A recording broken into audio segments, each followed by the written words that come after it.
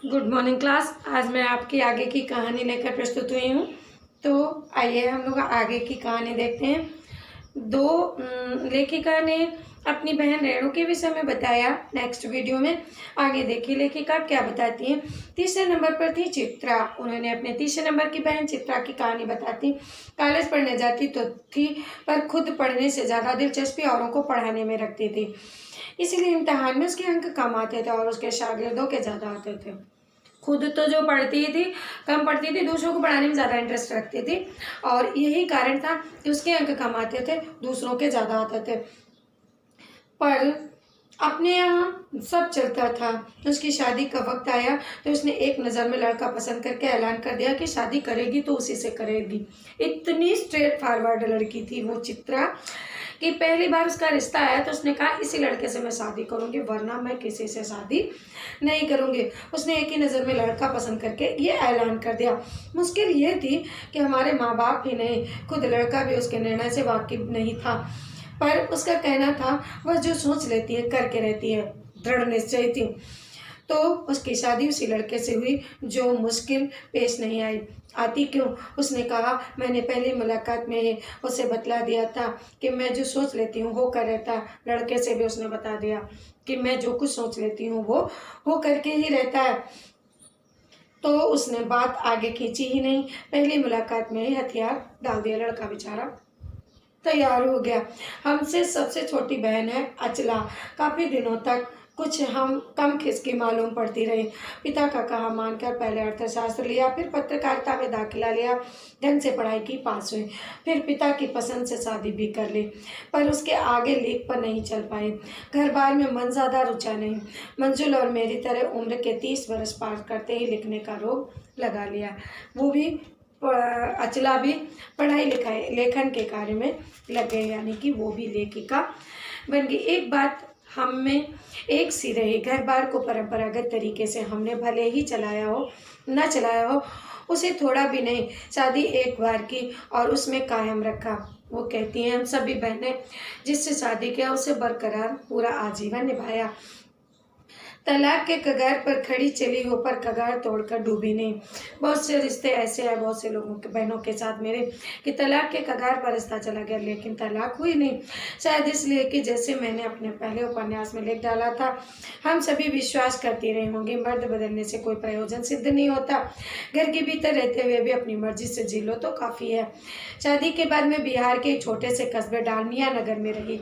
लेखिका यहाँ बताती हैं डालमिया नगर में वो रही जहाँ मर्द औरतें चाहे पति पत्नी क्यों ना हो, पिक्चर देखने भी जाते तो अलग अलग दरबों में बैठते थे, मतलब दूर दूर रहते थे, एक साथ नहीं थे। मैं दिल्ली से कॉलेज की नौकरी छोड़कर वहाँ पहुँची थी। नाटकों में अभिनय करने की शौकीन रहे थे। मैंने उनके चलन में हार नहीं मानी। साल भर के भीतर उन्हें शादीशुदा औरतों को पराये मर्दों के साथ नाटक करने के लिए मना लिया था। अगले 4 साल तक हमने कई नाटक किए। अकाल राहत कोष के लिए उन्हीं के माध्यम से पैसा भी इकट्ठा किया। वहाँ से निकली तो कर्नाटक के और भी छोटे कस्बे बागलकोट में पहुँच गए। तब तक मेरे 2 बच्चे हो चुके थे जो स्कूल जाने लायक थे, जाने लायक उम्र पर पहुँच रहे थे, पर वहाँ कोई ढंग का स्कूल नहीं था। लेखिका ने बताया कि जब मैं बागलकोट पहुँची तो वहाँ मेरे बच्चे 2 हो चुके थे, दोनों बच्चे स्कूल जाने लायक थे, लेकिन वहाँ पर कोई स्कूल नहीं था। लोगों की राय पर मैंने पास के कैथोलिक बिशप से दरख्वास्त की कि उनका मिशन वहाँ के सीमेंट कारखाने की आर्थिक मदद से हमारे कस्बे में एक प्राइमरी स्कूल खोल दें। उन्होंने वहाँ के बिशप से बातें की, प्रार्थना किया, रिक्वेस्ट किया कि यहाँ पर एक स्कूल खोल दें, लेकिन वह स्कूल खोलने में इसलिए वहाँ असमर्थ थे। उन्होंने कहा मैंने गैर क्रिश्चियन स्कूलों को भी शिक्षा पाने लायक सिद्ध करते हुए अपना इसरार जारी रखा। तब उन्होंने कहा हम कोशिश कर सकते हैं बशर्ते आप हमें यकीन दिलाएं कि वह स्कूल अगले 100 वर्षों तक चलता रहेगा। मुझे गुस्सा आ गया। मैंने कहा स्कूल की छोड़िए, किसी के बारे में यकीन नहीं दिलाया जा सकता, वह अगले 100 वर्ष तक चलेगा। वे भी गुस्सा खा गए, बोले खुदा का लाख शुक्र है बच्चों के न पढ़ पाने की समस्या आपकी है, मेरी नहीं है। बिशप ने कहा कि ये बताइए अगले 100 साल तक स्कूल चल सकता है? अगर आप ये गारंटी लो तो मैं स्कूल खोल दूँ। उन्होंने कहा इंसान का तो कोई भरोसा नहीं। अमृतुल्ला जी ने कहा हम स्कूल की क्या गारंटी ले सकते हैं? उन्होंने कहा कि ठीक है, समस्या आपकी है, आपके बच्चे पढ़ने लायक हैं, आप जाने। बात कड़वी थी पर 100% सच थी। सच के आगे सिर झुकाने की हमारी बचपन से आदत थी। सो मैंने तय कर लिया कि मैं खुद अंग्रेजी, हिंदी, कन्नड़ 3 भाषाओं को पढ़ाने वाला प्राइमरी स्कूल वहाँ खोलूँगी और कर्नाटक सरकार से उसे मान्यता भी दिलवाऊँगी। लेखिका ने दृढ़ निश्चय किया और उन्होंने स्कूल खोला। वहाँ के अनेक मेहनती और किसके लोगों की मदद से ये व्रत पूरा हुआ। मेरे बच्चे, अन्य अफसर के बच्चे उसी स्कूल में पढ़े। बाद में अलग अलग शहरों में अलग अलग ख्यात स्कूलों में दाखिला भी पा गए। ऐसे अनेक मौके आए जब मैंने अपने जिद्दीपन के नमूने पेश किए, पर सबसे ज़्यादा उसने मंच पर पाया मेरे लेखन में, जो शुरू से ही अब तक लीक से किसका अपनी राह पर खुद तलाशता रहा।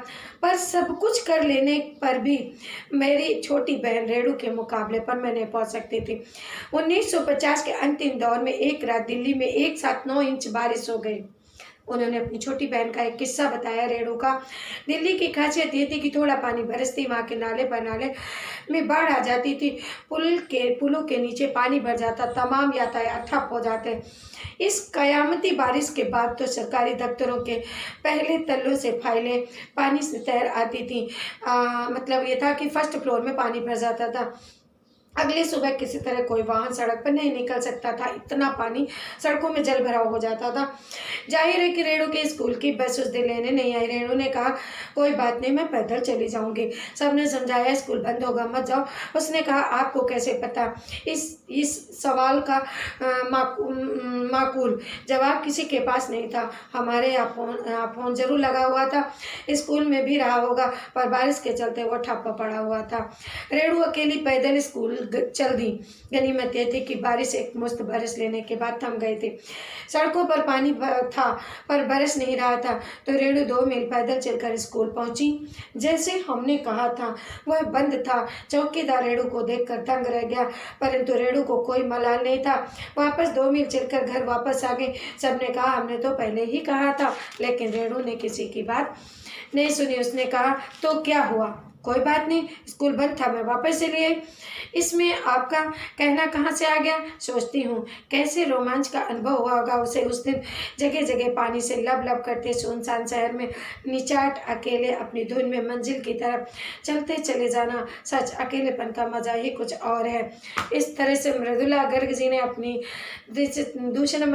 चौथे नंबर की बहन रेणु के विषय में बताया कि किस तरह से वो पानी भर जाने के बावजूद भी स्कूल पैदल 2 मील जाती है, वापस आती है और एकांत अकेलापन पानी से भरी हुई सड़कों के बीच में कैसे अपने स्कूल की तरफ जाती है, यानी कि जुनून इसे कहा जाएगा, जुनून।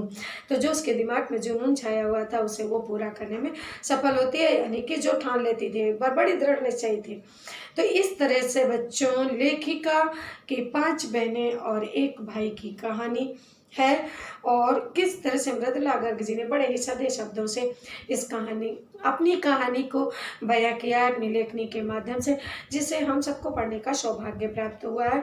बहुत ही अच्छा लगा इस कहानी को पढ़ करके। 5 बहनें कितनी अच्छी निकली। तो यहाँ एक तो ये बात बताई गई है कि पुरानी परंपरा के होते हुए भी बेटी की डिमांड की गई, यानी कि उस समय भी बेटियों की कद्र थी और बेटियों ने बढ़ चढ़ कर हिस्सा लिया। 5 बेटियां लायक थी, ठीक है। तो जहाँ आज़ादी है, जहाँ कोई बंधन नहीं, स्वच्छंदता है, वहाँ बच्चे अपने मार्ग स्वयं चुन लेते हैं। कुल मिलाकर के ये लेसन मिलता है इस कहानी से। धन्यवाद बच्चों।